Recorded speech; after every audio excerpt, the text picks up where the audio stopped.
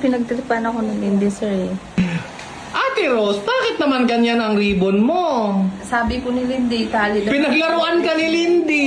Sabi ko sa kanya, kumuha siya ng ribbon na red dyan, galing dyan, tapos gawin niyang headband o ilagay, i-wrap ba sa headband mo para maging red. Bakit naman pati yung gift? Sabi ko, sir, para akong regalo na ibabalot kasi yung... Nakakaloka. Saan mo pa ipamimigay si Ate Rose? Hindi ko naintindihan kanina, sir. Pinaglaruan ka ni Lindy. Tawang-tawa siya, Nakakaloka sir. ka. Tawang-tawa siya kasi. Ako din. Ano nangyari si Ate Rose? Bakit naman ganyan? Saan ka ba gusto ipamigay ni Lindy? Naiyak na siya kakatawa. Bakit mo prinak si Ate Rose? Hindi, sir. Akala ko talaga Meka! Sinadya, ano sabi mo ka Ate Rose sa kanya? Sabi ko, sir, totoo ba ito talaga yung headband ko? Parang...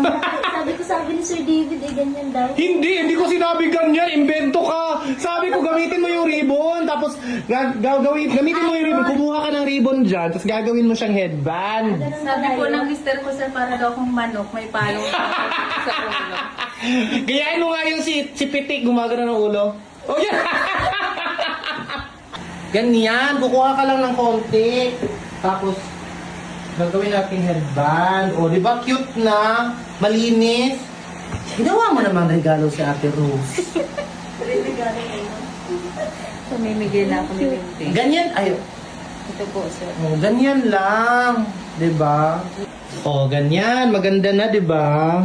Maganda na ngayon. Yung Lindy, pinagtripan mo ko, ah. Maganda rin kanina, sir.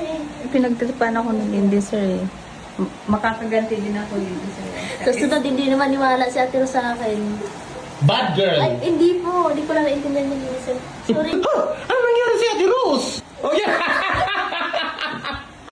Pinagtripan ako ng Lindy, sir eh. Ate Rose, bakit naman ganyan ang ribbon mo? Sabi ko ni Lindy, tali daw. Pinaglaruan ka ni Lindy.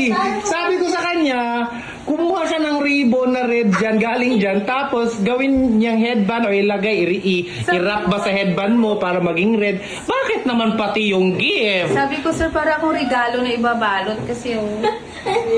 Nakakaloka. Saan mo pa ipamimigay si Ate Rose? Hindi ko naintindihan kanina, sir. Pinaglaruan ka ni Lindy. Tawang-tawa siya, Nakakaloka sir. ka. Tawang-tawa siya kasi. Ako din.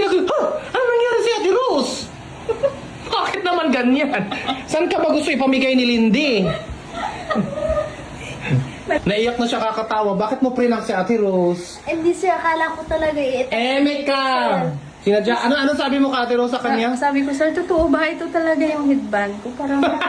sabi ni Sir David, ganyan daw. Hindi ko sinabi ganyan. Invento ka. Sabi ko, gamitin mo yung